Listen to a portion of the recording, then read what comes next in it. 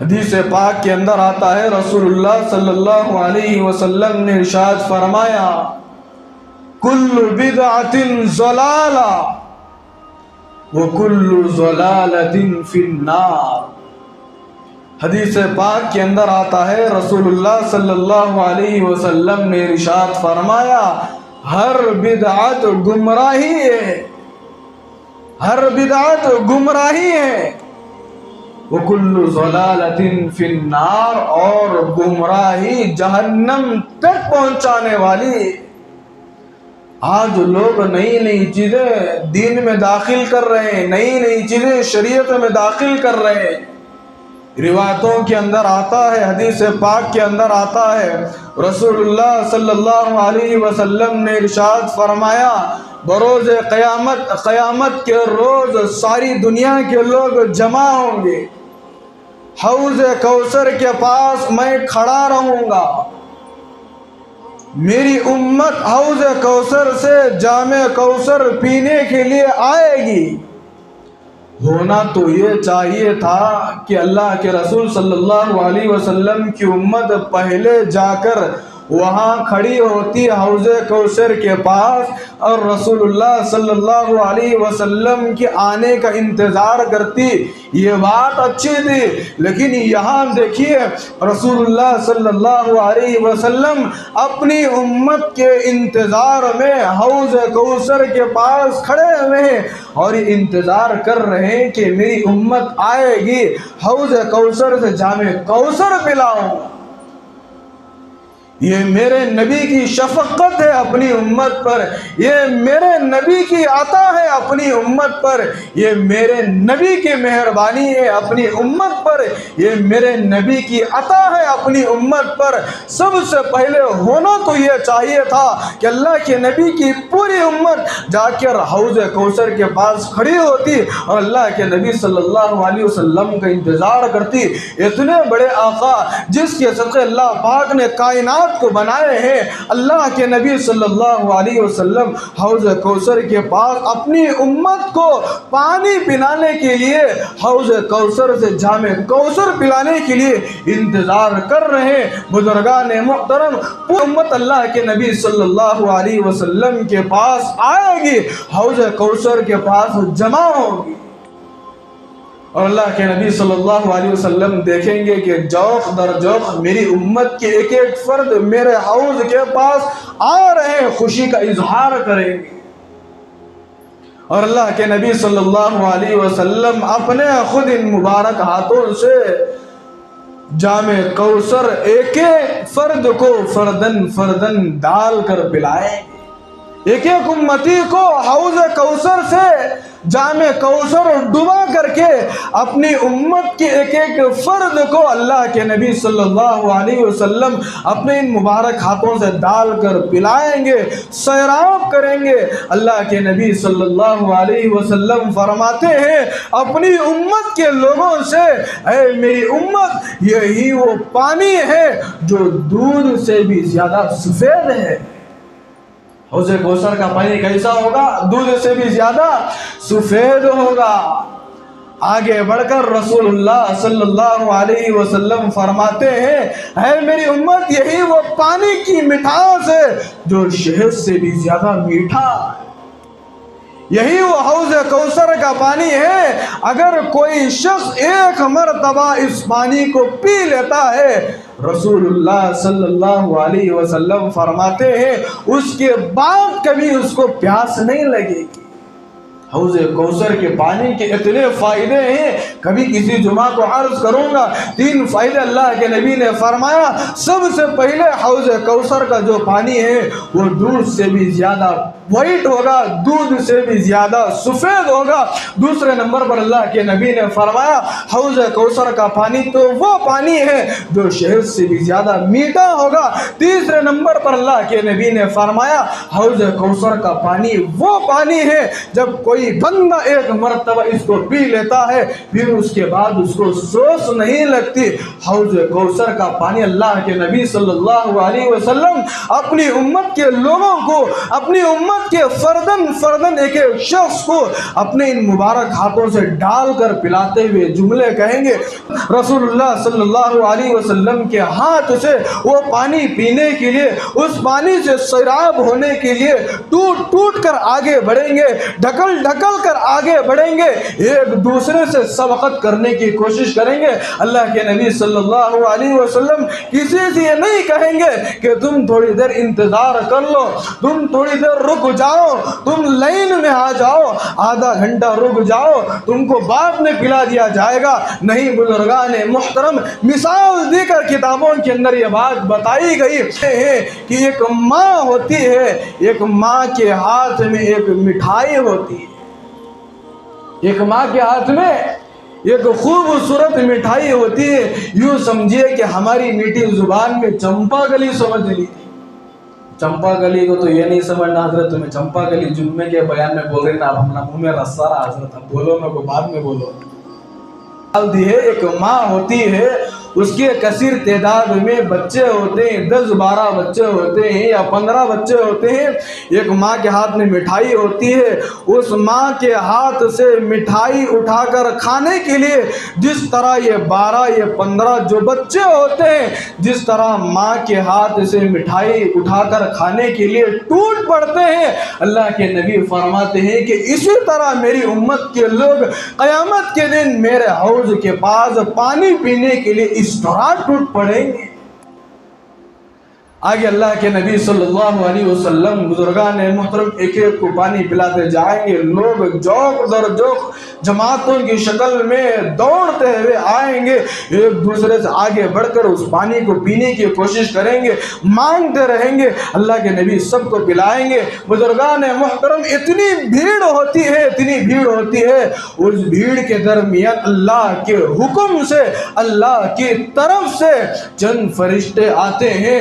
वहाँ जो हौज कौसर के पास जो अल्लाह के नबी की उम्मत के लोग खड़े होते हैं, बाज़ फरिश्ते वो होते हैं अल्लाह के हुक्म से आकर उसमें से चंद अफराद को निकालते हैं, यूं उठाकर जहन्नम की तरफ फेंक देते हैं।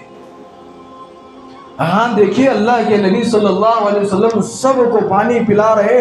कितने खुश नसीब अल्लाह के वो नेक बंदे होंगे जो अल्लाह के नबी सल्लल्लाहु अलैहि वसल्लम के चेहरे को दीदार करेंगे।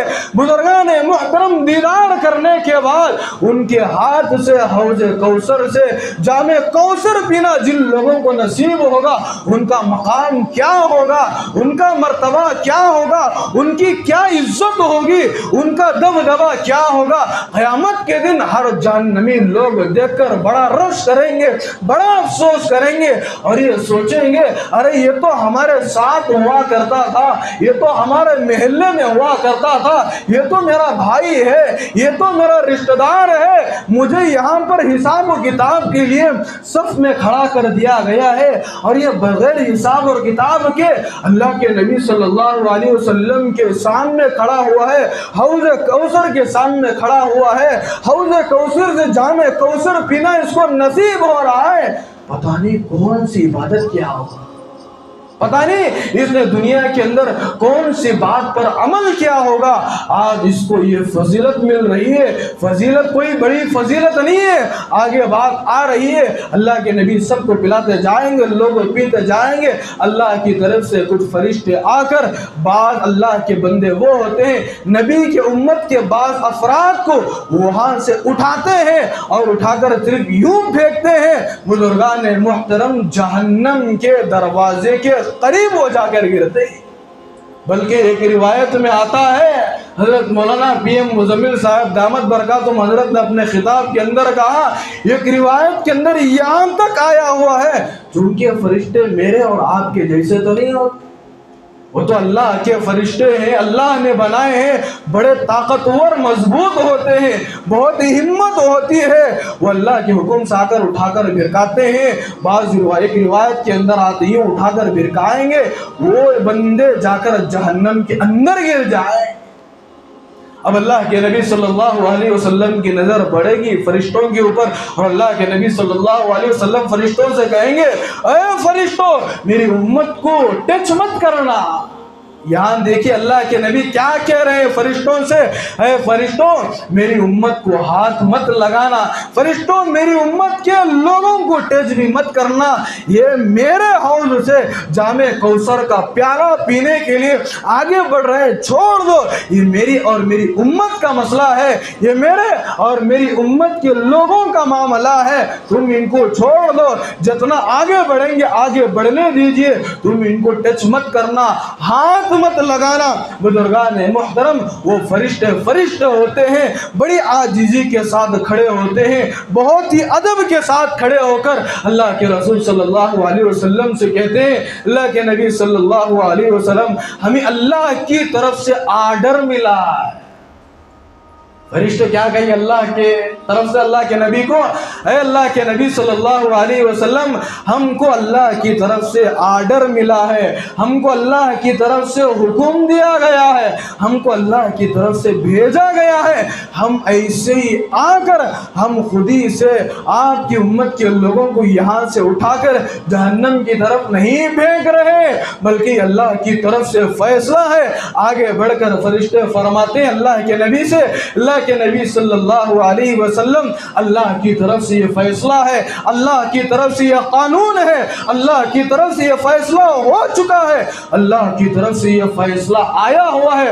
اللہ فرماتے ہیں اے محمد صلی اللہ علیہ وسلم ان لوگوں کو یہاں سے اٹھانا ہے اور جہنم میں پھینکنا ہے، ان لوگوں کو یہاں سے اٹھانا ہے، ان کو پانی بھی نصیب نہیں ہوگا، یہاں سے اٹھا کر ان ظالموں کو، ان غداروں کو، ان نااہلوں کو یہاں سے اٹھا کر جہنم کے گھاٹ میں اتارنے کا یہ اللہ نے فیصلہ کیا ہے۔ اے پیغمبر، اے محمد الرسول اللہ صلی اللہ علیہ وسلم یہ ہم اپنی طرف سے نہیں آئے، اللہ کی طرف سے فیصلہ آئے تو ہم آئے، ان کم بختوں کو اٹھا کر جہنم میں پھینکنے کا اللہ نے آرڈر دیا ہے، تو اس حکم کی تعمیل کرتے ہوئے ہم ان ظالموں کو، ان کم بختوں کو، ان بدعت کے کام کرنے والوں کو یہاں سے اٹھا کر جہنم میں پھینک رہے ہیں۔ اللہ کے نبی صلی اللہ علیہ وسلم سے فرشتے فرماتے ہیں اللہ کے نبی صلی اللہ علیہ وسلم آپ کی امت کے یہی وہ لوگ ہیں، آپ کی امت کی یہی وہ